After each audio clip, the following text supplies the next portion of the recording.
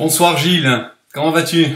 Salut Eric, ravi de te voir, hein. Ça fait longtemps qu'on se connaît. C'est clair, Je sais pas, ne le savent pas, mais ça fait un on petit se connaît moment. depuis le lancement de BBR. Tu sais que je te suis depuis le lancement et je suis très fier de la réussite de ton journal qui s'est vraiment imposé comme le média leader sur Internet. Alors, Moi, je préfère toujours passer un peu la pommade, tu vois, la personne qui m'interviewe, comme ça, personne n'est pas méchant. mais ça me fait non seulement très plaisir, c'est totalement réciproque, je te l'ai dit même en off tout à l'heure, parce qu'on s'est connus grâce à la personne que je vais citer, Christophe Ducot, qui nous avait mis en relation à l'époque, et on a pu voir tous les deux notre ascension. Moi j'ai vu l'ascension d'un bouquin qui est devenu un best-seller, je vais en parler juste après, L'homme que tu es, franc, honnête et passionné, et toi tu as pu voir un petit peu l'équivalent à mon niveau, un humble niveau sur le magazine. L'évolution de BBR, c'est vrai que je remercie aussi Christophe Ducot pour nous avoir mis en contact. Tout à fait, merci Christophe. Donc bonsoir encore Gilles et bonsoir à tous nos internautes. Alors les internautes fans de BBR, ils sont hommes, femmes, ils sont adeptes de la partie culturiste, mais aussi crossfitters, boxeurs, fighters, etc. Et les fans de Gilles Lartigot, les hitmen, ils sont très nombreux. Hein. Ils sont de plus en plus nombreux et c'est toujours une surprise pour moi, tu vois, d'annoncer là des dates qui sont affichées complet. Là, je fais encore les 4 dernières dates de la tournée. Je suis à Paris le 13 octobre, puis à Neuchâtel le 21 octobre, 20-21 novembre pour finir à Marseille. Et les dates vont afficher complet. Et c'est toujours une surprise pour moi, tu sais, de constater en fait que les personnes sont de plus en plus nombreuses et enthousiastes. C'est assez difficile hein, d'amener des gens comme ça à se déplacer pour voir une show conférence. Et pour moi, c'est vraiment la récompense de mon travail. Je suis extrêmement reconnaissant par rapport à mes lecteurs et à ceux qui me soutiennent. Tu peux être totalement fier, et fier tout d'abord de ce que je vais montrer en petit. Moi, je ferai une incrustation en gros.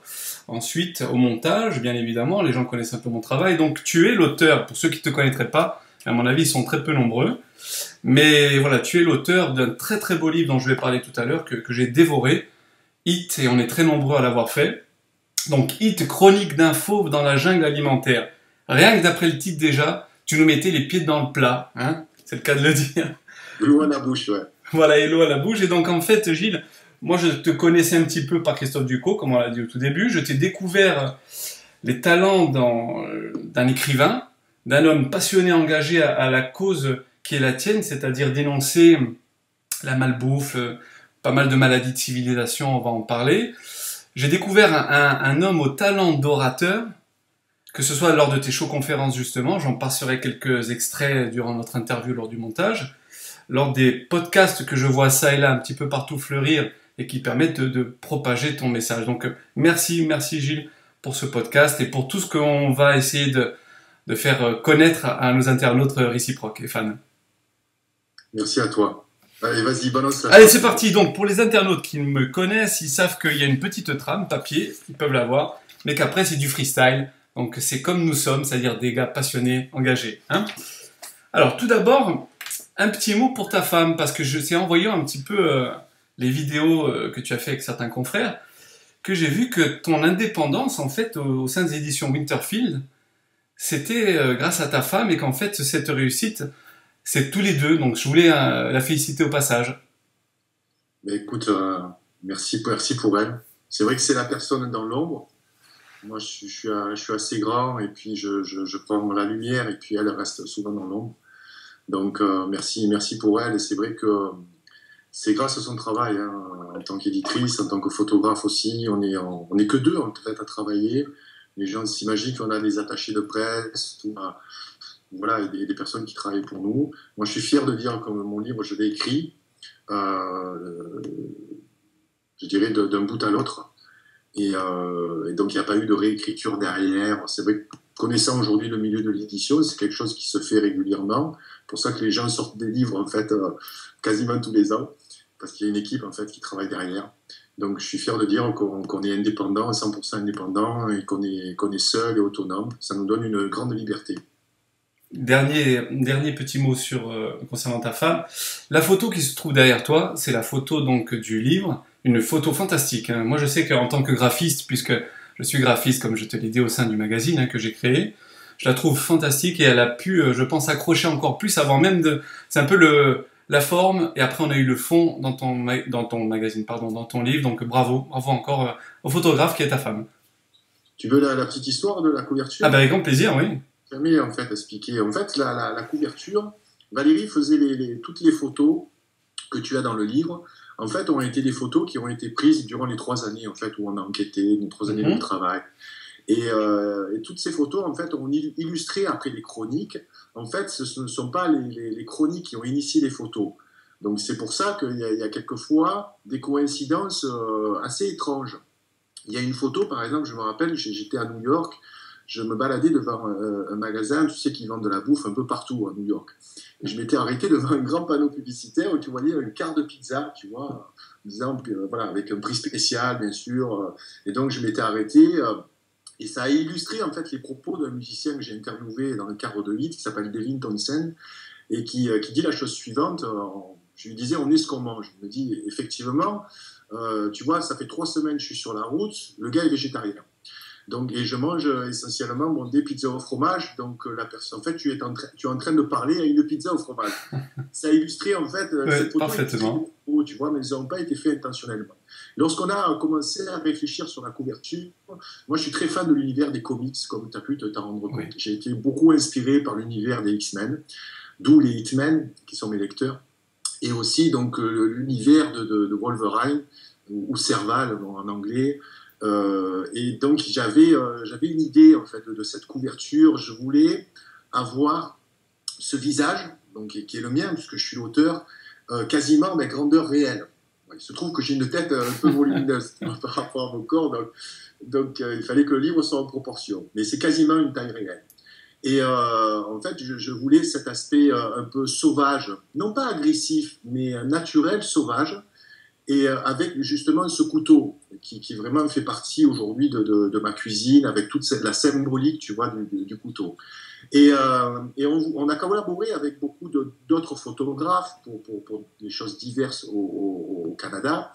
Et on avait l'idée de sélectionner un photographe pour faire cette couverture qu'on voulait vraiment, comme on dit, un peu chiader, tu vois, oui. Vraiment la travailler, la photoshopper, etc., etc.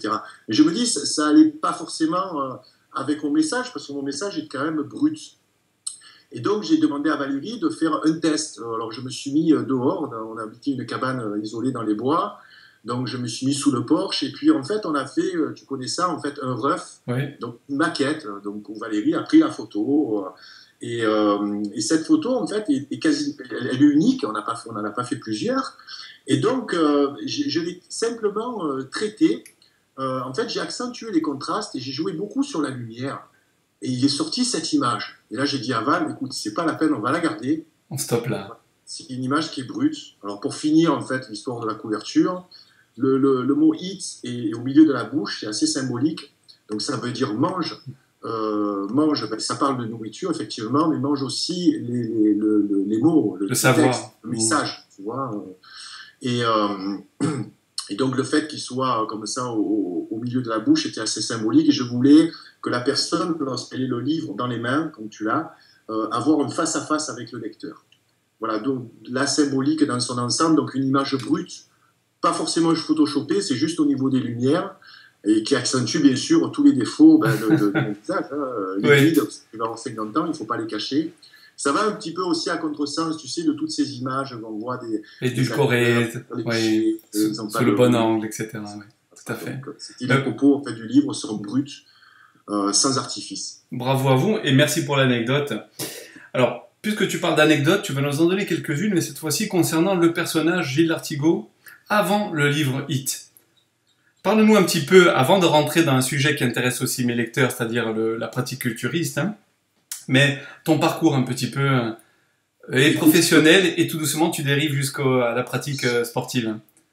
Écoute, j'ai pas envie de parler de mon parcours professionnel, Eric, pour plusieurs raisons. Non pas que j'en ai honte, j'en suis très fier, mais j'aimerais que les gens me jugent sur le travail que j'ai fait aujourd'hui. Donc j'ai travaillé dans plusieurs domaines, tu le sais, dans la communication, voilà. Le divertissement, la production musicale aussi, cinématographique, parce que j'ai produit à l'époque un film avec un ami, et puis aussi le sport, parce que j'ai fait interview aussi quelquefois, j'ai travaillé avec avec notamment un grand sportif pour lequel j'ai fait une marque de compléments alimentaires. Donc là aussi, je ne veux pas faire de Non, non, c'était juste pour faire un petit raccourci pour ceux qui te connaissent moins de ce côté-là. Et comment es-tu tombé amoureux de la musculation? En France, si tu veux, on a toujours cette habitude de savoir ce qu'on a fait avant pour juger quelqu'un. Et puis c'est bien de prendre le matériel tel qu'il est, il est brut. Donc de ne pas me juger sur mon passé, mais sur mon travail actuel. Voilà. Très bien. Alors, concernant une passion qui nous est commune, qui est commune à des centaines de milliers de pratiquants à travers le monde, même des millions de pratiquants, donc la musculation, elle est trop souvent, j'allais dire très, mais tu as vu, j'ai fait un lapsus, j'ai trop souvent décrié. Et après, on fera le parallèle avec l'alimentation, et ça fera en fait un tout, on aura une vision, ce que j'appelle moi, holistique, globale. La musculation, je disais, trop décriée, pourtant elle est bénéfique pour garder un corps en bonne santé, hein, pour combattre ce que l'on appelle aujourd'hui au XXIe siècle la sédentarité. On va parler bien sûr après de la malbouffe. Comment en es-tu venu à pratiquer justement la musculation? Quel a été le déclic au-delà des Marvel, j'imagine? J'ai toujours été sportif. Lorsque j'étais jeune, en fait, j'ai évolué dans le milieu du football. J'étais pas mal doué à l'époque. Il s'avère que ma carrière, je ne peux pas appeler ça une carrière, mais mon élan a été brisé avec une mauvaise blessure. J'avais à peu près 17 ans. J'avais 17 ans, j'étais en junior. Et j'ai eu en fait un accident. J'ai été victime on peut dire ça, un assassinat. En fait, quelqu'un est rentré sur le terrain.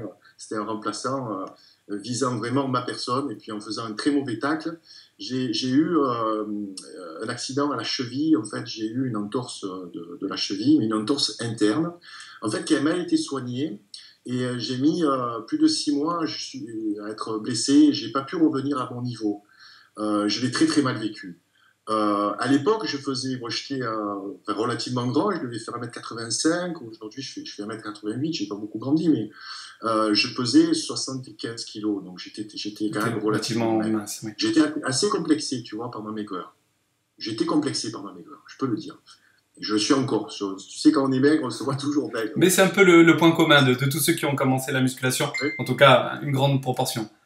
Voilà, donc j'ai toujours été fan des comics. Il se trouve que lorsque j'ai eu 18 ans, j'ai eu l'occasion de partir. Donc je suis allé à Los Angeles. J'ai vécu un moment là-bas. Et lorsque j'ai arrêté à 17 ans et demi le football, j'ai connu une petite salle de musculation. Et j'ai commencé comme ça à m'entraîner à peu près 6 mois avant de partir donc, aux États-Unis. Et de suite, je me suis senti un peu plus fort. Tu vois, j'ai pris un peu d'assurance. Donc j'ai commencé à me renseigner sur les bodybuilders de l'époque. Je parle de ça, donc c'était au milieu des années 80. L'âge d'or du bodybuilding, tu vois. Exactement. Et donc je voyais le poster avec la photo mythique d'Arnold, tu vois, la scène en noir et blanc, il est de 3 le chêne autrichien, voilà, qui a inspiré tant d'entre nous. Ça me faisait rêver et tout. Donc j'arrive à Los Angeles, la première des choses que je fais, je vais à Venice Beach, je vais au Gold Gym, et là je tombe sur Arnold Schwarzenegger et toute l'équipe, les Tom Platz, Bob Paris, Frank Zane. Et je le rêve. Un amour avec ce le rêve pour les culturistes, hein, pour ceux qui ne le sont pas, qui écouteront, ceux-là ils auront peut-être un peu de mal à comprendre. Ah, c'est pour tout culture. Même pas. Enfin, pour moi, le culturisme, et c'est Christophe Ducos qui me le dit très justement, c'est quelqu'un qui a fait des compétitions. Donc moi, je ne me considère pas comme un culturiste. Je n'ai pas du tout la légitimité de parler en tant que culturiste. Je suis un amateur de culture physique. Et donc, j'ai connu cette grande époque de Joe Weider avec des préceptes, un corps sain, un esprit sain dans un corps sain. Et donc, en m'entraînant aux côtés de ces gens-là, j'ai rapidement progressé parce que quand tu pars de zéro et que tu commences à bien t'alimenter, et là, ils m'ont fait comprendre que l'entraînement, c'est bien, mais c'est au moins 50% des performances, ça vient aussi de l'alimentation. Il faut que tu construises, en fait, les fondations de ton corps, c'est une bonne alimentation. Et c'est là, en fait, que j'ai passé un diplôme donc, de nutritionniste, en passant des cours du soir là-bas. Et donc, j'ai appris la pyramide alimentaire classique, l'importance des laitages, l'importance de la viande, l'importance des glucides lents, voilà, ce qu'on connaît aujourd'hui, et bien sûr, des compléments alimentaires, des protéines. On va faire, excusez-moi, je t'interromps, on va faire un petit parallèle tout à l'heure sur les macronutriments, et ensuite on va parler surtout des micronutriments, hein, c'est ce qui nous intéresse le plus en message de santé. Mais parle-nous un petit peu, puisqu'on a sensiblement le même âge, à quelques années près, pour la partie donc de mes lecteurs, de ces fameuses protéines qui à l'époque ressemblaient plus à du plâtre avec une odeur plutôt nauséabonde. Tu l'as connu, j'imagine aussi. Hein? Oui, l'odeur nauséabonde, je ne me rappelle pas. Je me souviens que le goût de banane était très prononcé, par exemple, qu'il fallait les shaker rapidement. Et Oui, puis, ça, sinon, ça devenait du plâtre. Ouais. ça séchait, et puis après, sinon, C'est exactement ça. le flan et yaourt, tu vois. Donc, mais je crois qu'à l'époque, elles étaient peut-être moins, entre guillemets, toxiques qu'aujourd'hui, pour diverses raisons, on y reviendra sûrement. Mais voilà, j'ai connu donc l'époque de ces compléments, et quand je suis revenu en France, ben, j'ai amené ça aussi, tu vois, le développement, j'ai suivi le développement de Wayder, des pantalons, tu te souviens, ces pantalons Les pants, oui. que faisait Mike Christian. Oui. C'était quoi sa marque Platinum Everywhere. Voilà. Oui. Je crois que c'était Platinum, il me semble, c'était la marque de Mike Christian, où il y avait en fait son modèle phare, c'était le drapeau américain. Tu vois, oui, c'était avec les racktobs, les pants, ce genre de choses. C'était tout ça. C'est ça, voilà, tu vois. J'en ai encore quelques-uns. Moi aussi, je dois en avoir toujours. Voilà. Donc voilà, après j'ai pu arriver, lorsque je vivais, c'était à Marseille, des venus je me souviens très bien de Bob Paris à l'époque, qui était venu avec Gladys Portugaise, Cory Everson. Gladys Portugaise, très belle athlète et ancienne et nouvelle femme, puisqu'ils se sont remariés, de Jean-Claude Van Damme. Au passage, qui suit BR, je sais. Et oui, voilà, Jean-Claude Van Damme qui suit et qui partage régulièrement BBR, donc c'est un grand honneur. Tu as quelque chose à rajouter? Sinon, j'ai une question à te poser.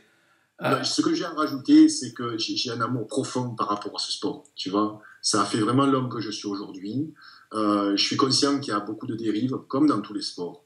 Mais la base de ce sport, c'est vraiment c'est sain, parce que pour moi, c'est la base aussi de tous les autres sports. Il faut se renforcer musculairement, et on peut le faire à bon escient. Voilà, c'est à chacun de trouver sa voie.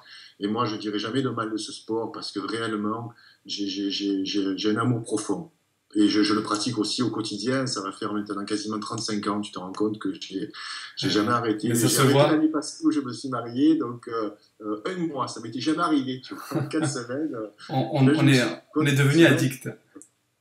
Oui, ben oui, c'est une forme d'addiction, une bonne addiction. Une bonne, c'est une très belle passion, moi, je trouve. Je suis totalement en phase avec ce que tu dis, parce que dans la première préface, il y a 2 ans, des magazines, donc Bodybuilding Rules, j'avais dit en effet que la musculation, de toute façon, à partir du moment où on se redresse, qu'on est sur nos 2 pieds, on lutte contre la pesanteur et on pratique une forme de musculation tous les jours, ne serait-ce qu'en marchant, en courant ou en faisant notre activité quotidienne classique. En effet, tu l'as bien dit, renforcement musculaire, parfois perte de poids, complément d'autres sports, donc c'est fait partie intégrante de notre vie. Ce qui est important surtout, si on veut performer, que ce soit dans la vie privée ou sportive après un plus haut niveau, c'est l'addition avec un mode de vie qui est lui sain et un mode de vie alimentaire qui est sain. On connaît tous la phrase d'Hippocrate, que ton aliment soit ton médicament. Donc j'en viens à ton livre en fait, puisque quand tu as un parcours quand même, voilà, que beaucoup de nos lecteurs retrouveront, ils pourront se retrouver dans ton témoignage. En tant que culturiste, on est passé par des phases d'hyperalimentation, surconsommation, chose qu'on préconise moins maintenant, ni moi ni toi, j'imagine. Une consommation assez massive de protéines animales, une consommation exorbitante de compléments alimentaires aussi, etc. Donc tous ces actes-là au quotidien ont une tendance, sans rentrer dans les termes techniques, moi je le ferai pas aujourd'hui, mais ça a une tendance d'acidifier un petit peu le corps et de le rendre malade. Donc il y a des gens beaucoup plus capables que moi de dire ces choses-là. En l'occurrence, c'est des gens que je vais peut-être avoir en podcast. Petite info pour toi, c'est le professeur Henri Joyeux, donc que tu dois connaître. Oui. Voilà, et plein d'autres personnes en fait qui apporteront un témoignage, cette fois-ci purement médical. Donc toi aujourd'hui, dans ton livre, tu nous donnes des témoignages qui au début, de but en blanc comme ça, nous donnent comme un électrochoc.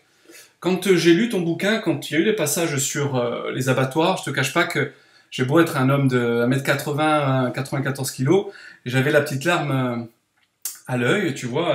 Ma copine le lisait aussi, mon frère aussi, on avait acheté 3 d'un coup de bouquins. On a tous eu ce ressenti-là. Moi, tout comme toi, je finis mon monologue, mais je suis pour la cause animale, en tout cas pour les respecter le plus possible. Donc on passe des abattoirs, on parle de maladies de civilisation, on parle de tout ce qui est délétère aujourd'hui au XXIe siècle, et puis tout doucement, tu nous amènes progressivement vers ce que la nature nous a donné depuis la nuit des temps, qui est tout autour de nous, dans la nature, dans nos campagnes. J'aimerais que tu nous en parles un peu plus précisément. Pour toi, qu'est-ce qui est délétère aujourd'hui? Grand sujet qu'on va aborder maintenant phase par phase? Principalement, c'est la nourriture industrielle. C'est vrai que tu as parlé des animaux. C'est un peu l'arbre qui cache la forêt. C'est vrai que depuis quasiment 200 000 ans, l'homme a consommé de la viande. C'est la première fois, à notre époque, qu'on consomme en fait des animaux qui sont élevés dans des conditions concentrationnaires, des animaux en cage, des animaux qui reçoivent des antibiotiques, des animaux qui sont alimentés à base de grains au lieu de fourrage, qui reçoivent des vaccins. Donc on consomme une nourriture toxique. Ça, c'est nouveau et c'est la raison pour laquelle nous sommes malades. Et on en consomme quasiment 5 fois plus que nos grands-parents. Donc on consomme trop en fait de nourriture animale et de la mauvaise nourriture. Le fait après qu'on abatte des animaux, c'est de l'ordre de la conscience. Voilà. Moi je soutiens les véganes, tu le sais, les végétaliens. Oui. Voilà, après c'est à chacun de faire son choix au niveau éthique. Mais je dis aux personnes dans mes showconférences que je ne suis pas un militant anti-viande. Moi j'ai fait le choix de ne plus en consommer par rapport à ce que j'ai vu, parce que mon corps a refusé du jour au lendemain. Moi je voulais bien continuer à la limite, tu vois, mais mon corps a refusé par rapport à ce que j'avais vu. Donc la conscience quand même fait son travail. Mais ce n'est pas pour moi le principal problème. On peut toujours consommer des animaux, pour peu que l'on considère ce que l'on a dans l'assiette, qu'on respecte vraiment ce qu'on a dans l'assiette, et qu'on consomme de la viande qui a été élevée dans des conditions normales, qu'on soutienne nos petits éleveurs qui élèvent leurs animaux avec des conditions biologiques. Il y en a à peu près 250 000 en France. Il faut vraiment les soutenir, ces petits éleveurs. Donc acheter de la viande de meilleure qualité. Et lorsque tu dis ça, il faut conseiller après aux gens, leur apprendre comment manger différemment. C'est mon travail aujourd'hui. Comment faire des repas à base de végétaux, suffisamment protéinés pour pas être aussi en carence, etc. On y reviendra peut-être plus tard. Mais le principal problème, pour répondre à ta question, Eric, c'est la nourriture industrielle. La nourriture qui a été transformée par nos industriels. Parce que là, il faut bien être conscient que notre nourriture a plus changé ces 60 dernières années que ces 5 derniers millions d'années, quoi. Sans remonter aussi loin. Avant la Deuxième Guerre mondiale, nos grands-parents ne consommaient pas le type d'aliments qu'on consomme aujourd'hui. Et il se trouve qu'on dit qu'on vit plus vieux qu'avant, c'est faux. On vit peut-être plus vieux, mais en plus mauvaise santé. Et nos enfants sont malades de plus en plus jeunes. Pourquoi ? Principalement à cause de l'alimentation. Ensuite, avec la pollution atmosphérique, la pollution de notre eau et tout notre système environnemental. Donc la principale problématique, c'est cette nourriture industrielle qu'il faut essayer, je dirais, de baisser, voire de bannir. Alors, moi je bois tes paroles comme j'ai lu ton livre avec vraiment passion, parce que, si tu veux, moi j'ai mon petit résumé. Pour ceux qui me connaissent bien et ceux qui commencent à me connaître sur YouTube, puisque mon challenge c'était de développer aussi la chaîne, comme j'ai pu le faire avec le Facebook qui compte 37 000 fans, tu vois, mais c'est un chiffre qui veut rien dire à la fois, hein, mais qui peut en tout cas, j'espère, de manière collatérale, rejaillir encore plus sur de plus en plus de personnes et puis passer un message, moi, de santé et de longévité à travers le magazine. Parce que les gens, j'ai envie de leur préciser une fois de plus, je radote souvent, bodybuilding rules, ok, mais c'est surtout un magazine qui est sur la pratique sportive culturiste. Tu parles de culture physique, tu as tout à fait raison. Bien sûr, je relate les événements, les compétitions culturistes, mais je m'axe sur tous les sports et surtout le virage que j'ai pris récemment, déjà en te demandant d'accepter cette interview, en faisant venir Thierry Casasnovas dans le magazine, un cardiologue et plein d'autres personnes, il va un psychologue qui va venir, un ostéopathe, bon ça on l'a déjà avec Marcos Drake, c'est vraiment pour axer sur la santé. Donc voilà, internautes, écoutez bien Gilles Lartigot parce qu'aujourd'hui on a un message vraiment très important à vous faire passer. Oui, le message d'information est important. Tu as raison de le préciser, Eric. Après, voilà, il ne faut pas blâmer les gens qui regardent aujourd'hui la télévision, puisque je passe quelquefois en télévision. Donc, et c'est bien parce que tu as accès aussi au grand public, tu vois, parce que les podcasts, les gens vont chercher l'information. Tandis que la télévision, ils restent, ils absorbent ce qu'on leur donne. Il peut y avoir de la télévision, je dirais, pour se divertir. Et sincèrement aussi, quelquefois, il faut se divertir. Moi, des fois, avec ma femme, on a assez de voir des conférences ou des documentaires, des sujets sérieux. Voilà, je suis fan de séries américaines, hein, notamment HBO. Christophe m'a fait découvrir la, la série Viking. Alors, je suis absolument fan de Ragnar Lothbrok, tu vois. Donc voilà, il y a des séries qui sont divertissantes. Il y a des émissions aussi télévision qui sont divertissantes.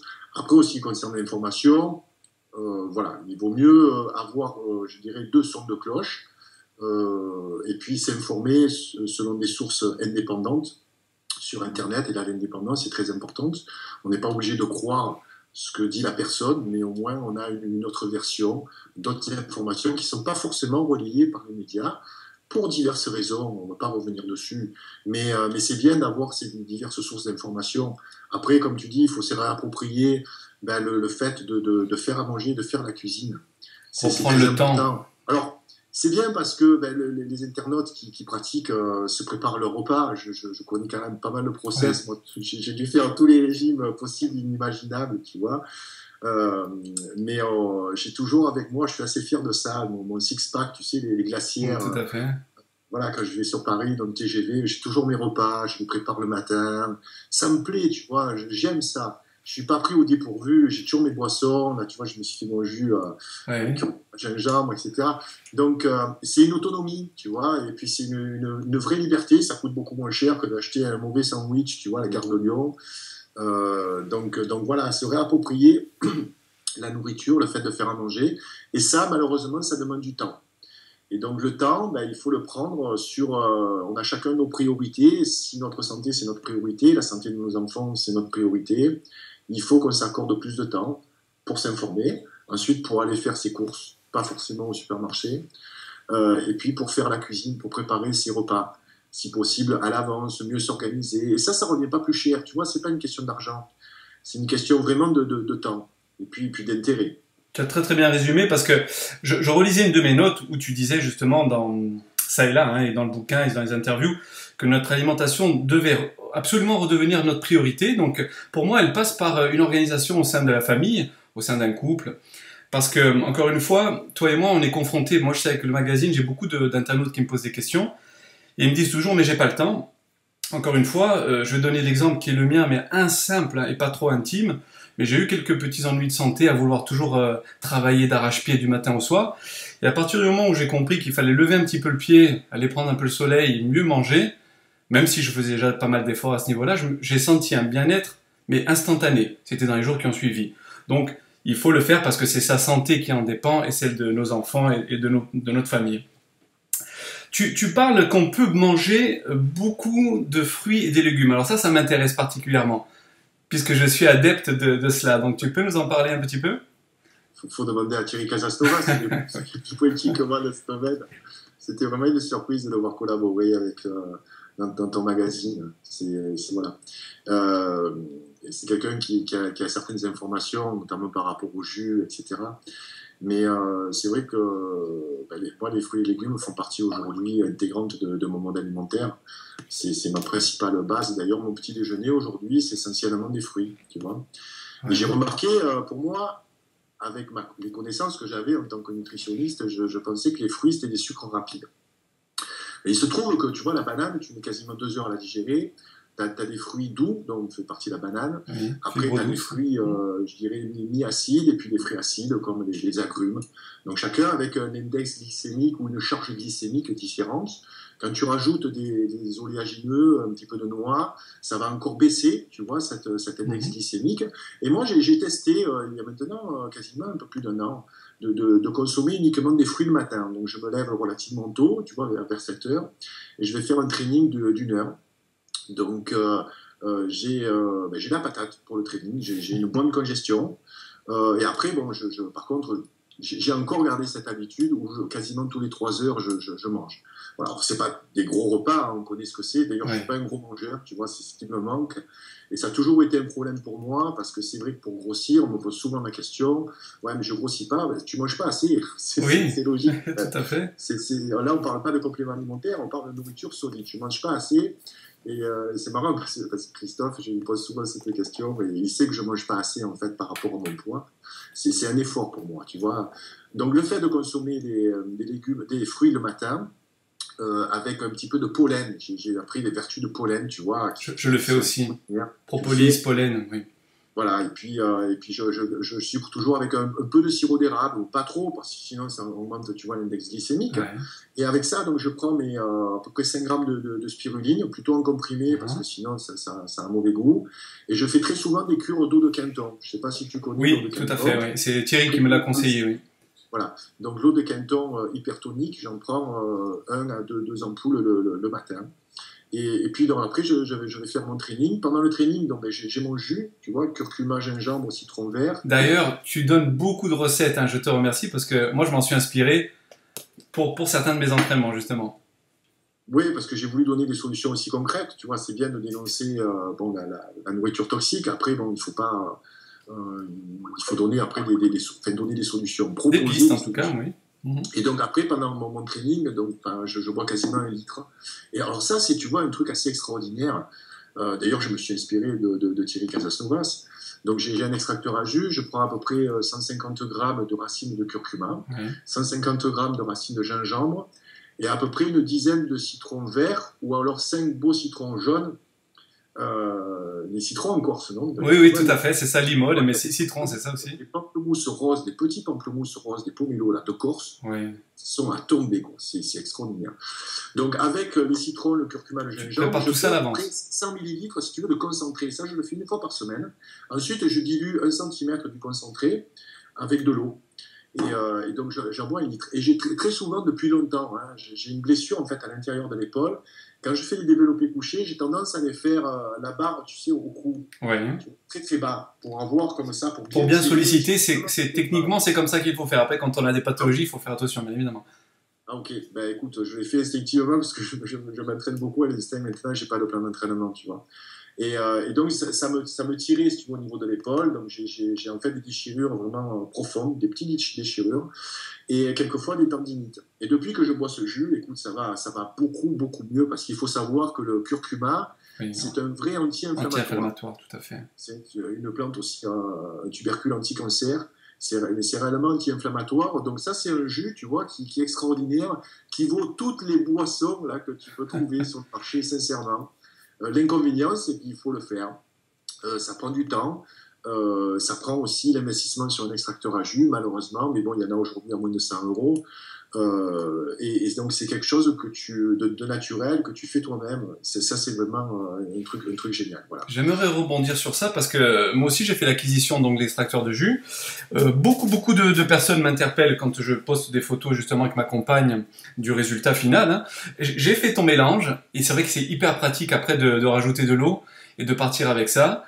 Certains de mes amis me voient à la salle de sport en fait et me prennent pour un extraterrestre. Tu vois, Ah bon? il fallait absolument que je le souligne en fait parce que Okay. ils s'attendent à ce que ce soit un cocktail, tu vois, à limite vert. Alors, je fais du vert aussi, mais là, celui-là, en l'occurrence, il est jaune. Jaune, ouais. Et ils pensent après que je vais devenir Hulk, tu vois. Comme Ouais. je te disais la dernière fois au téléphone, je pousse non seulement plus fort, plus longtemps, et je suis pas fatigué. Alors, je voulais profiter juste de ce petit podcast pour dire que ça marche chez moi, ça marche pas chez tout le monde. Parce que moi, j'aime toujours relativiser, hein. Et que certains, je veux leur donner le petit conseil aujourd'hui, c'est que s'ils mangent un repas trop proche en fait de leur entraînement, malheureusement il y a trop d'énergie et trop de sang qui sera destiné à la digestion. L'avantage que nous avons, toi et moi, en partant éventuellement faire un training quel qu'il soit, hein, ça peut être courir, faire de la boxe ou de la musculation avec l'estomac vide, avec des jus qui sont donc biodisponibles, hein, rapidement dans le sang, quelques minutes après, c'est que toute cette énergie qui était destinée à la digestion, eh bien nous l'avons répartie dans tout le corps pour notre entraînement. Oui, oui. Alors c'est étonnant parce qu'en fait, quand tu bois du jus, il faut savoir que les jus donc, sont débarrassés et le jus débarrasse en fait le légume, des fibres, des fibres, qu'il faut toujours proposer plutôt des jus de légumes, 80% au moins aux 3/4, et 25% de fruits. Parce que c'est les jus de fruits, par exemple, un index glycémique est très haut puisque tu n'as plus de fibres. Donc, il vaut mieux. Oui, moi c'est 2 tiers, 1 tiers, toujours, c'est ça, comme tu as dit. Petite frontière. Et le fait, c'est vrai que Thierry l'explique très bien, c'est que c'est biodisponible. Donc, tu as vraiment tous les vitamines, les minéraux et même les protéines. Parce que le kale, par exemple, tu fais des jus de kale. Fantastique. Tu as des protéines. On n'a pas besoin d'avoir des protéines uniquement dans la viande, dans les produits animaux. Par contre, il faut en consommer des quantités. C'est pas une feuille de kale. Mais le problème, c'est que dans les végétaux, il n'y a pas assez de protéines. Je vais peut-être faire hurler, tu vois, les végétariens ou les végétaliens, donc même Thierry, s'il regarde le podcast, mais bon, il n'a pas beaucoup le temps de Thierry, il ne regardera pas, c'est bon. Celui-là, je suis sûr qu'il va le regarder, il est au courant. Ouais, je sais pas. Mais on n'a pas assez de protéines. Après, combien il faut de protéines? Est-ce que c'est 1 gramme par poids de corps, 3 grammes? Sincèrement, je ne sais pas. J'ai pas la légitimité pour m'exprimer à ce sujet. Parce que moi, j'ai fait ma masse musculaire, entre guillemets.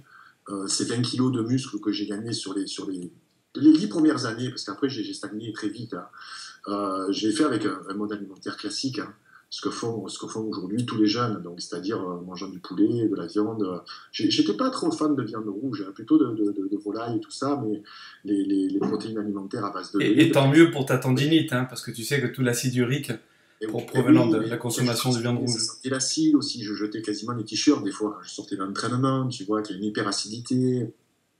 Tu sais, quand tu as 20 ans, tu réfléchis pas, et peut-être qu'il faut passer par là. Il faut pas absolument, j'irais décourager les jeunes qui passent par là, qui veulent encore consommer des compléments, qui fassent leur chemin. Après, tu arrives à un certain âge, 40, 50 ans, tu réfléchis différemment. Et là, la santé est plus importante que la performance et l'aspect physique. C'est une de nos, je dirais, L'avantage de l'âge, un petit peu d'être passé par là, l'expérience, il faut faire sa propre expérience, en effet. Expérience, mais c'est vrai qu'on est toujours un peu le cul entre deux chaises, tu vois, parce que moi, je te dis, j'ai pas la légitimité pour dire, voilà, que les végétaux peuvent apporter assez de protéines. Alors, si tu me permets, Gilles, on en parlait la dernière fois, ça fait 1 an que je ne mange plus de viande rouge. Alors là, il n'y a que quelques personnes qui sont dans mon entourage, ma famille et certains collègues salle de sport et amis, Laurent Bernardini, Lionel Campana, etc., qui le savent. Et je fais toujours 94 kilos et j'ai jamais été en si bonne forme que maintenant. Donc je tente des choses chez moi. Je suis pas le seul pratiquant de culture physique en fait à essayer. La viande rouge, excuse-moi, je te coupe, mais la viande rouge n'est pas indispensable. On est d'accord, c'est le message que je voulais faire passer. Indispensable. Ça fait partie des mythes un petit peu que. Viande de mammifères, tu vois. Après, qu'en est-il de poulet, qu'en est-il du poisson? Il y en a qui se réclament végétariens, qui mangent du poisson. Non, tu n'es pas végétarien si tu manges du poisson. Mais, et puis voilà, peut-être manger du poisson en Corse, vous avez encore des pêcheurs, des ports, tu vois, en Bretagne, il y a de très bons poissons et tout. Mais le poisson qu'on consomme, c'est du poisson d'élevage, la plupart du temps. Tu vois, donc ils sont nourris aux farines animales, ils ne sont pas bons pour notre santé. Et puis, quelle est la qualité nutritive aussi de ce poisson? Moi, tu sais, à l'époque, je consommais beaucoup de poulet. Quasiment 1 fois sur 2 l'été, je jetais les poitrines de poulet parce que je voulais, elles sentaient, tu vois, le poulet, ou je digérais mal. Tu vois, c'est plus de la viande de la viande de bonne qualité qu'on consomme aujourd'hui. Aujourd'hui, tes protéines, essentiellement, elles viennent d'où? Pardon? Ce qui doit intéresser, je pense, ceux qui nous écoutent, ceux et celles qui nous écoutent, puisqu'il y a un gros rapport avec le sport et la santé. Tes protéines, elles viennent de quelle source aujourd'hui, principalement? Aujourd'hui, je ne réfléchis plus en termes de protéines. D'accord. Ça a été long, hein, parce que c'est toujours là-dedans. Et toi encore, tu vas voir ramer pour oublier en fait ce concept de protéines. Parce qu'il y a des protéines en fait dans les céréales aussi, dans le riz, tu as un petit peu de protéines. On va te dire, oui, mais elles ne sont pas complètes. Là aussi, il faut un peu casser les préjugés. Notre corps assimile des acides aminés. On n'a pas besoin d'avoir des protéines complètes à chaque repas. Certains te diront que non. Personne ne tient la vérité, il n'y a aucune étude sur le sujet.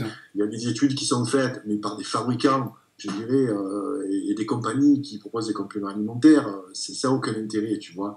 Donc, je pense que les protéines, tu les as dans les végétaux, tu les as dans les légumineuses. Alors, certains te diront les légumineuses, c'est pas bon. Tu vois, on trouve de tout. Moi, je me base sur ma propre expérience. Voilà. Et donc, je suis arrivé. Quelquefois, j'ai consommé du soja. Une grande quantité? Pas mal de quantité, ouais, avec des quantités importantes. Ça m'a pas convenu. Pas du tout, même. J'ai eu la peau qui s'est épaissie. J'ai fait beaucoup d'erreurs. Hein. J'ai fait quasiment 1 an végétalien. Ça m'a pas convenu. J'avais la peau après qui était épaisse, etc.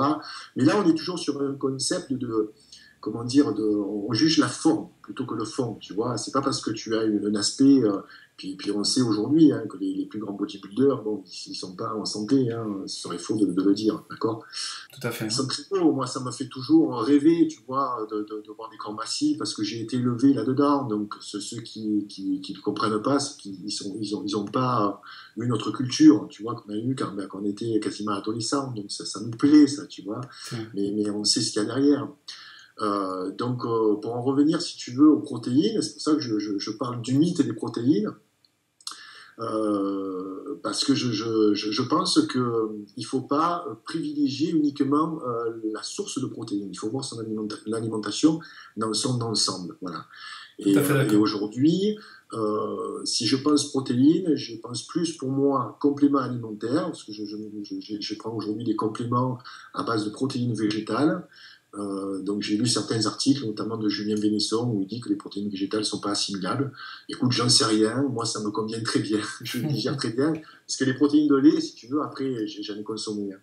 Vraiment, pas des tonnes, mais j'arrivais plus à digérer en fait les protéines de whey, les protéines de caséine. Et en fait, lorsque j'ai compris en fait aussi l'industrie laitière, comment c'était fabriqué aussi, il faut savoir que le petit lait, c'est pas une matière noble, hein, c'est ce qu'on donnait aux cochons, c'est un sous-produit en fait de l'industrie laitière, qui a un immense marché aujourd'hui. J'ai travaillé 3 mois là-dessus. C'est un système extrêmement opaque. Donc pour moi, opaque veut dire il y a quelque chose à cacher. Voilà, c'est pas clair, tu vois, ce qu'il y a derrière. Donc voilà, il faut un peu casser ce problème-là. Il ne faut pas poser la question dans ce sens-là. Il ne faut pas dire où est-ce que tu trouves tes sources de protéines. C'est-à-dire qu'il faut voir l'alimentation dans son ensemble. Et même là, je ne veux pas dire ce que je consomme, pour plusieurs raisons. Un, je n'ai pas la légitimité en tant que sportif pour dire ça c'est bien et ça c'est pas bien. D'ailleurs, je ne le fais pas pour le reste. Je ne le ferai pas pour le monde sportif. Mais après, je ne veux pas servir aussi d'exemple. Parce que ce qui me convient, peut-être à toi, ça ne convient pas. Inversement. Par contre, c'est vrai que si en plus, au sein de ton journal, on peut échanger comme ça, sans avoir d'œillères, si tu veux, et puis collaborer avec diverses personnes pour s'échanger des renseignements. En dehors des études, tu sais, pendant les hits, j'ai beaucoup enquêté, j'ai su que beaucoup d'études étaient financées par des industriels. Donc voilà, après, il faut juger de par son expérience et de par son bon sens. C'est là aussi le but du podcast aujourd'hui, parler de ton livre, mais parler surtout de la santé. C'est que beaucoup de personnes m'interpellent à travers le magazine en me disant qu'ils ont des tendinites à répétition et qu'ils ont vu plein de médecins et qu'ils ne savent pas éventuellement comment s'en sortir. Je vais te donner un dernier cas, c'est un de la salle de sport, il se reconnaîtra en écoutant le podcast, je sais qu'il les écoute. Il buvait 1 litre, tiens-toi bien, et je veux te lancer après sur le lait, 1 litre de lait de vache par jour. 1 pot de fromage blanc par jour. Des protéines animales, pareil, des quantités astronomiques parce qu'il avait entendu qu'il fallait, justement, il se fermait sur des dogmes comme ça, 4 grammes de protéines par kilo de poids de corps, un truc de dingue, de quoi se tuer, hein, au niveau rénal, etc., acidité. Moi, je dis, attention, tu fais complètement fausse route, enlève déjà au minimum, diminue la viande, diminue certains exercices qui te font mal, éventuellement traumatisants au niveau articulaire ou tendineux, mais supprime pendant un moment les laitages et le fromage blanc. 15 jours plus tard, il n'avait plus ces problèmes de tendinite qui étaient chroniques. Ouais, mais c'est vrai que les tendinites, tu vois, c'est vrai, c'est très lié à la consommation de lait, de laitage. Aujourd'hui, on peut se procurer des protéines végétales. Donc c'est sûr qu'au goût, c'est pas, je dirais, aussi bon que les protéines qu'on connaît. Je ne sais plus le goût que ça a aujourd'hui. Ça fait quasiment 4 ans que j'en consomme plus, tu vois. Donc je prends des protéines végétales. Et au moins d'alterner. Tu vois, ou d'avoir, il y a des solutions. En plus, quand tu regardes l'amidographe, moi, ce qui m'intéresse, c'est pas le goût. Comme je dis, il faut qu'on retrouve notre instinct animal. Il ne faut pas qu'on se fasse leurrer par rapport au goût.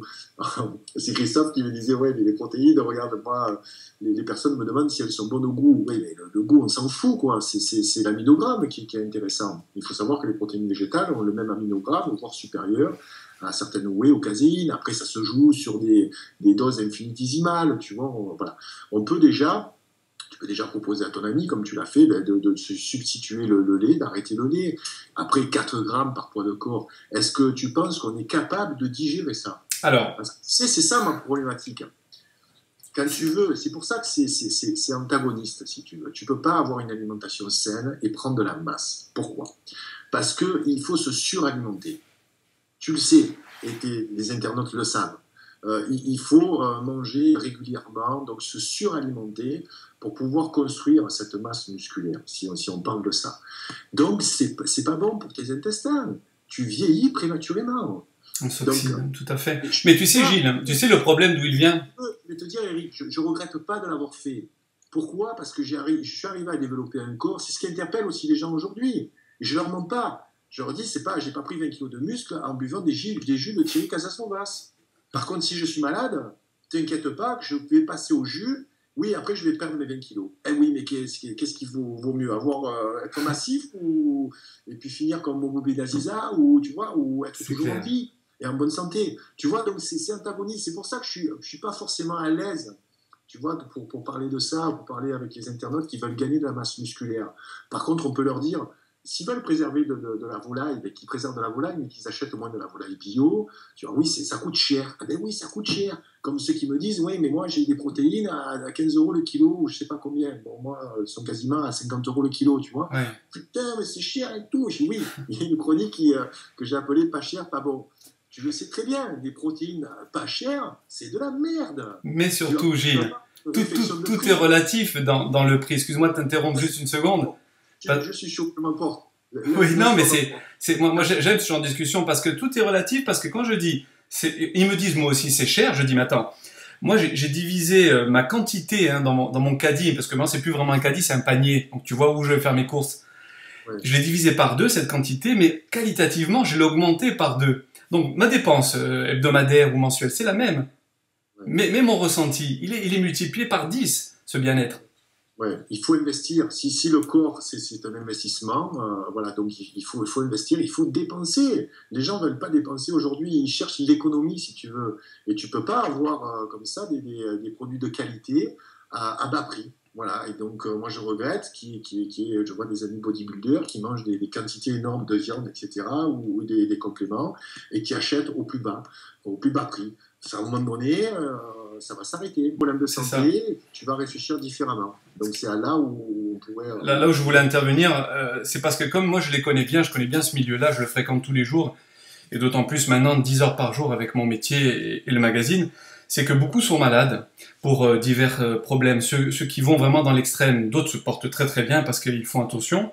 Mais une chose que les jeunes auditeurs qui nous écoutent aujourd'hui doivent comprendre, c'est que il faut qu'ils fassent le distinguo entre des personnes sous chimie, et je ne vais pas m'étaler dessus, et des personnes qui sont naturelles, sans entrer dans les détails. Quand on est sous chimie, on synthétise un maximum de choses. On peut manger des quantités astronomiques et pendant un moment, la suractivité du corps va faire qu'on va métaboliser un maximum de protéines. De ne pas s'arrêter sur certains mythes comme ça qui ont été disséminés et propagés depuis des années dans certains magazines ou médias. Ouais, mais pour ça, il faut manger des quantités après de légumes. Tu vois, d'où l'intérêt des jus. D'où l'intérêt des jus.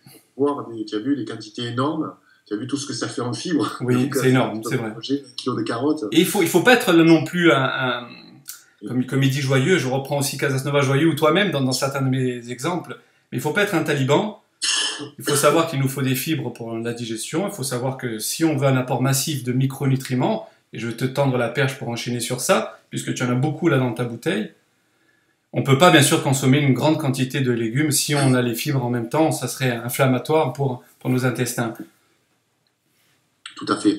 Donc, mais tu peux conseiller aussi aux internautes, ceux qui ont un mode, je dirais, alimentaire classique, de culturiste ou bodybuilder, peu importe, intégrer des jus de légumes. Voilà, juste rajouter au moins.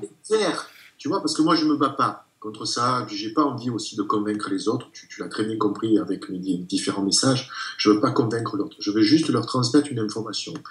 Notre corps est trop acide, donc c'est inflammatoire, on synthétise moins notre alimentation, on risque de tomber malade, etc. Mais par contre, on peut rajouter, et moi je préfère rajouter quelque chose, parce qu'au plus tu rajoutes des choses qui sont bonnes, au moins il y a de place pour le mauvais. Donc rajouter des jus de légumes, ça va vous faire du bien, puis ça ne va pas changer forcément votre quota au niveau des calories. Tu vois, il n'y a quasiment pas de calories dans les jus. Et donc rajouter de la germination, rajouter l'herbe de jus de blé le matin, rajouter un peu de spiruline, continuez toutes vos choses que vous faites. Ce qu'ils font. Et tu vois, rajouter. Et après, les gens s'apercevront, en douceur que peut-être ben, une protéine végétale, ben ouais, c'est pas mauvais finalement. Ah ben tiens, je digère mieux. Ah ben oui, parce que quelquefois, je te disais, moi voilà, j'avais des flatulences, etc. J'avais souvent à la selle parce que j'arrivais plus à digérer le lait. Et à un moment donné, ton corps dit stop. Mais on sait qu'aujourd'hui, il y a une alternative. Parce que moi, à l'époque, je ne le savais pas. Tu sais, j'étais en panique hein, quand je me suis dit, je ne mange plus de viande, je ne peux plus consommer de protéines. Mais j'étais en panique. Quand j'ai découvert qu'il y avait des protéines végétales, je me suis dit, ouf, attends, quand même, mon shake, tu sais, parce que dans le même temps, je l'ai pris, ouf. Tu vois, donc il y a des alternatives aujourd'hui. Voilà, il y a des solutions. Donc en fait, il faut rajouter des bonnes choses. Quand je vois mes amis qui consomment dans leur petit tupperware ne serait-ce que du thon avec du riz, moi j'arrive plus, c'est pas possible, mais déjà bon. Et puis c'est sec, c'est tellement sec, tu vois, moi la nourriture était tellement sec, je buvais quasiment une demi-litre de Coca light. Oui, non, le light ou le zéro. Oui, j'en ai consommé des merdes. Je te dis. Oui, ton pancréas, il a dû souffrir pendant quelques années. Hein. Parce que c'était sec, donc j'avais besoin de ça pour faire passer. Tu vois, donc en rajoutant sur voilà ce riz avec peut-être le thon, etc. Mais rajouter de la coriandre, rajouter du persil, rajouter de la germination, rajouter du vivant pour mieux digérer, tu vois, sans aller vers le jeûne, parce que le jeûne c'est bien aussi de nettoyer le corps. Notre corps c'est comme une poubelle. À un moment donné, la poubelle de ta cuisine, tu la récures. Tu vois, le corps, si tu lui donnes, tu fais non-stop, tu envoies ce qu'il faut, à un moment donné, le corps il arrive plus, il va saturer. Donc voilà, je pense que c'est ce type de message aussi qu'il faut proposer de faire. Tu as des super aliments aujourd'hui, tu les as dans le livre, tu les as lus. Donc voilà, les fèves de cacao cru qui sont des puissants antioxydants, qui pèsent rien en plus au niveau des calories. J'ai parlé de l'herbe de jus de blé. Tu as le miso qui est une double fermentation de riz et de soja, juste une cuillère à soupe. Tu vois, dans un petit bol d'eau. C'est une mine d'informations. Je remettrai encore 2-3 pages, mine d'informations, c'est vrai.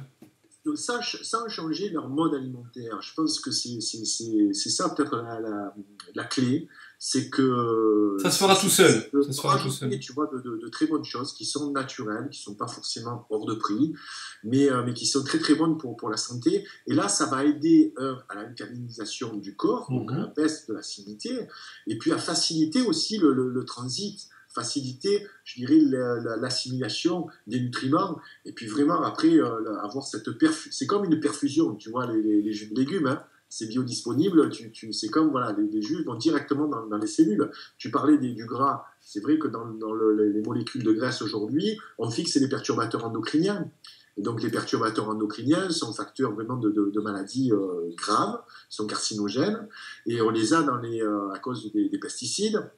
On les a dans les plastiques. S'il vous plaît, internautes qui nous écoutez, voilà.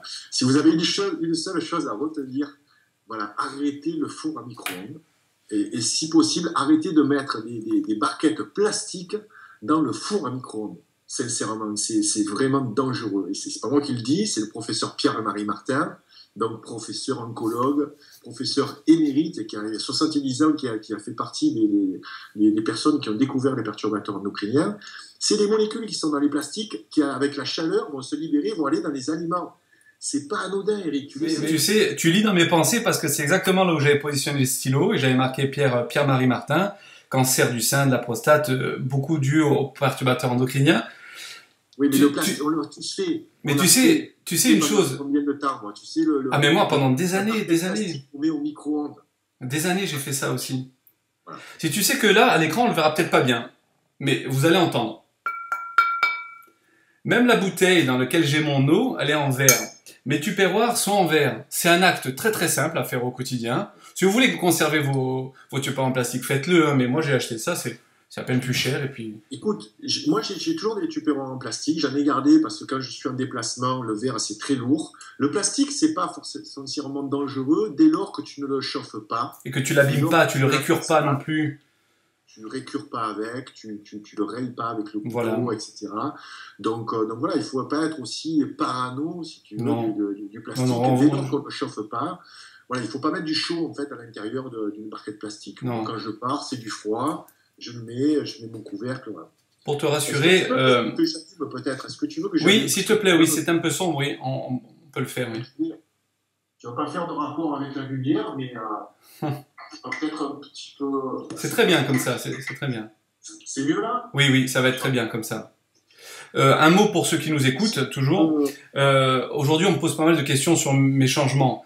C'est pas parce que j'ai une bouteille en verre que moi non plus, je bois pas de l'eau du robinet, même si j'ai un distillateur d'eau, que moi aussi j'ai des tupperwares en plastique quand ça m'arrange.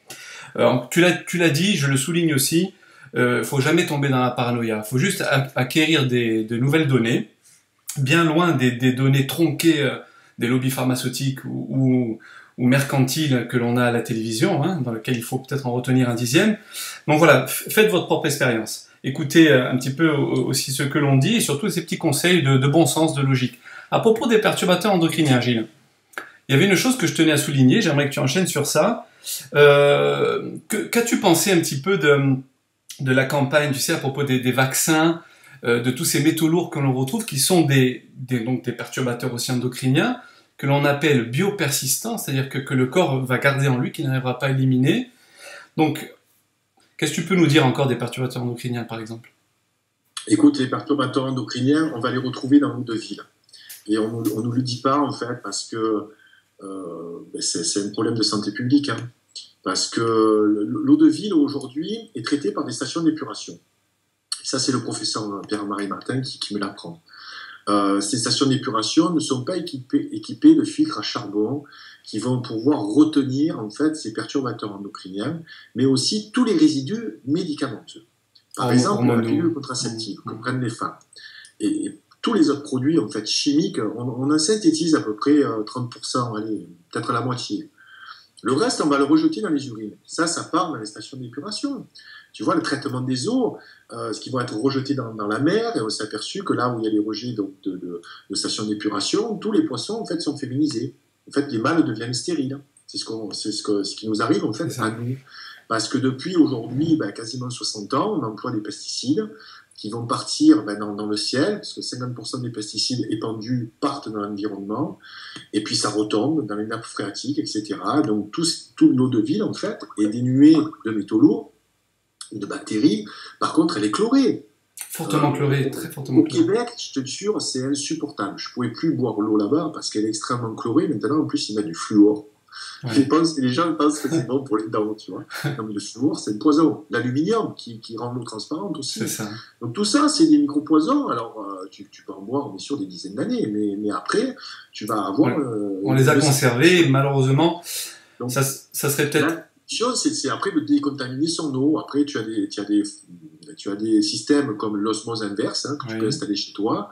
Moi, personnellement, j'ai des bonbonnes, en fait. J'ai une bonbonne qui s'appelle une Berkey, qui est une bonbonne qui est assez courante dans le milieu du survivalisme, où tu remplis en fait ta bonbonne de 10 litres d'eau, et puis ça va filtrer toute la nuit. C'est pas les bonbonnes Brita, tu vois, parce que Brita, ça arrête juste les métaux lourds.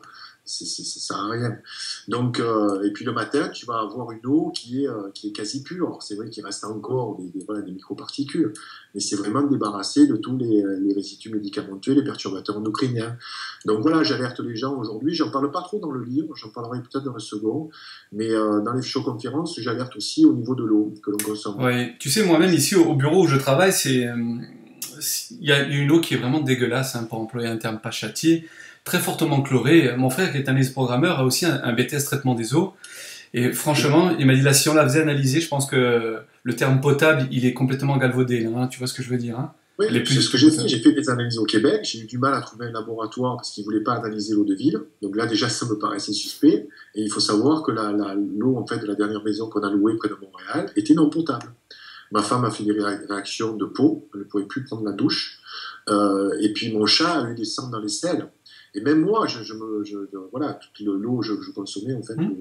Tu sais, il y avait une forte odeur, tu vois, de chlore, mais en fait, il y avait des bactéries aussi dans l'eau.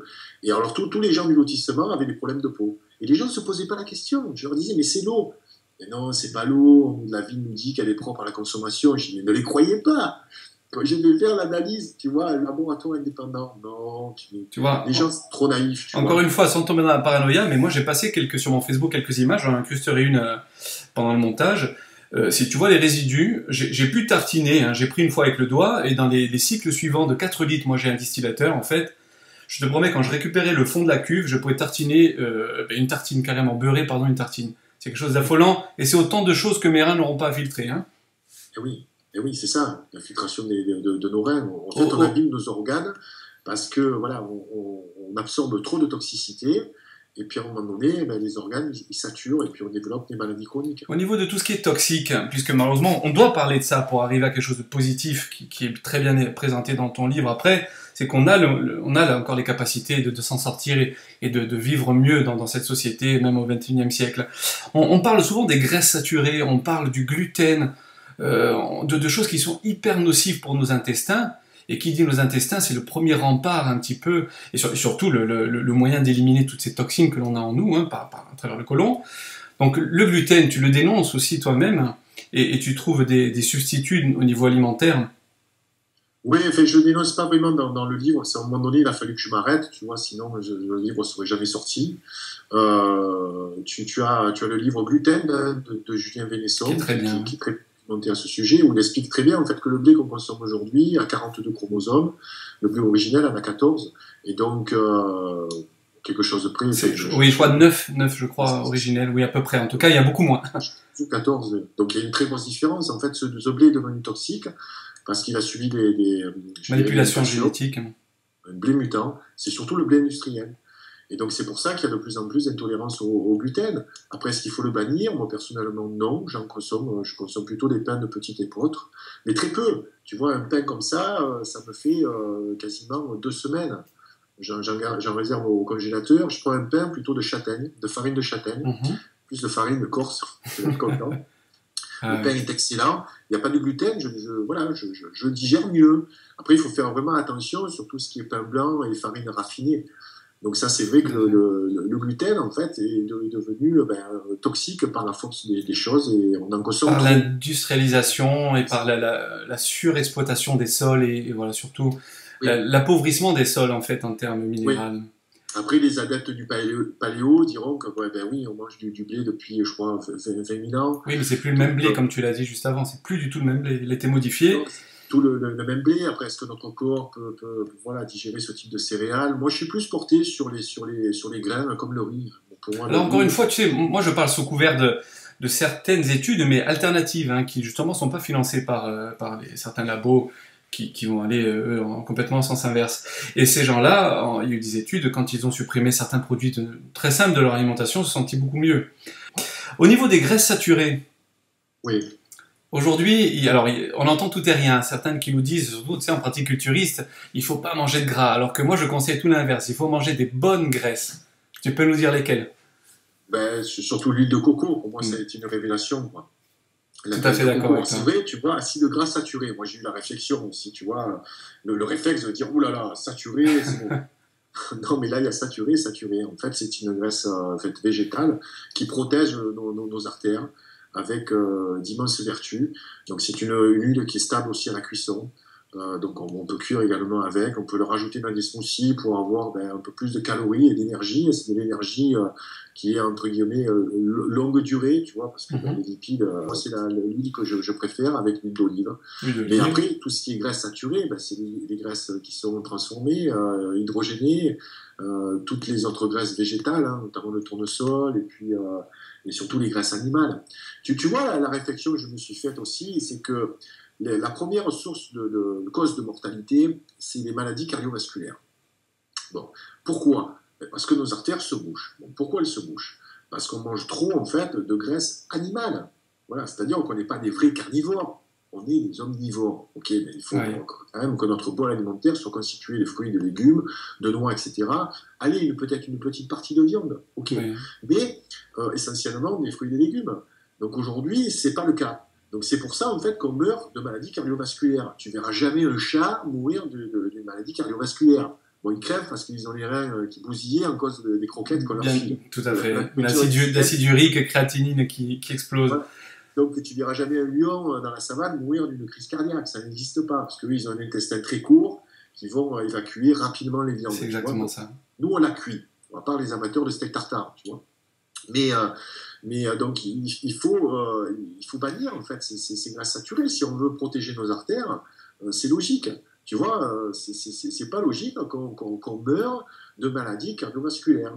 Voilà. Non, mais ce qui n'est pas logique, surtout, ce qui n'est pas logique, c'est tout ce qu'on entend et qui va à l'encontre du bon sens. Tu sais, Je relisais un bouquin d'un autre professeur, mais le nom m'échappe là, mais je dois l'avoir dans mes bouquins ici. Et c'était à propos ça dénonçait en fait les statines. Alors je suis pas un expert au niveau de ce médicament, les statines, hein, mais par contre je connais la fonction du foie et je sais que la production de cholestérol, qui est un transporteur hein, du HDL et du LDL, en tout cas elle est nécessaire, elle est parfois anti-inflammatoire, elle va aider parfois à diminuer l'acidité, donc au niveau du pH sanguin. Quand tu parlais des statines, je cite les statines lors de mes conférences parce que c'est l'exemple même de la médecine business. Il ne faut pas dénoncer tout. 200 millions d'utilisateurs de statines dans le monde, 200 millions. C'est le plus gros marché. Baisser le cholestérol, et puis là aussi, qu'est-ce que le cholestérol? Tu l'as très bien expliqué, il nous en faut, c'est pour ça qu'il faut manger des jaunes d'œufs aussi. Voilà, des avocats, des olives. Voilà, les avocats, etc. Mais en fait, le problème des statines, c'est que ça le baisse artificiellement, ça a des effets secondaires dramatiques, oui. Mais on peut faire baisser le cholestérol rien qu'en modifiant son mode alimentaire. Et oui. Les gens, j'en discutais, tu sais, je collabore beaucoup aujourd'hui avec des médecins, des cancérologues, des spécialistes. Voilà. De façon anonyme, parce que sinon ils sont pointés par l'ordre des médecins, mais ils m'apportent beaucoup d'informations, notamment le fait qu'il y a des patients qui ne veulent pas changer leur mode alimentaire. Les docteurs, je veux mes pilules. Non, moi je veux manger ma pizza, je veux manger mon steak tartare et tout. Donne-moi mes pilules. Voilà, après, tu vois, il ne faut pas trop aussi culpabiliser les médecins. Non, parce que c'est vrai. Mais il y a moyen de soigner naturellement, de prévenir le cancer. Pierre-Marie Martin le dit très bien, ça aussi c'est très important. L'alimentation peut accélérer ou ralentir un cancer sur 2. Non. Et une alimentation adéquate peut prévenir un cancer sur 3. Vous pensez en fait que donc, une alimentation adéquate adéquate, d'accord, ça peut prévenir un cancer sur 3. Trouvez-moi une drogue qui fait mieux. D'accord? On est OK? Mais ça veut dire que c'est à partir de l'enfance jusqu'à la fin. Si vous faites attention à 60 ans à votre alimentation, ils y perdent. D'accord? Par contre, quel que soit votre âge, vous avez l'alimentation peut accélérer, vous avez bien entendu, ou ralentir un cancer sur 2.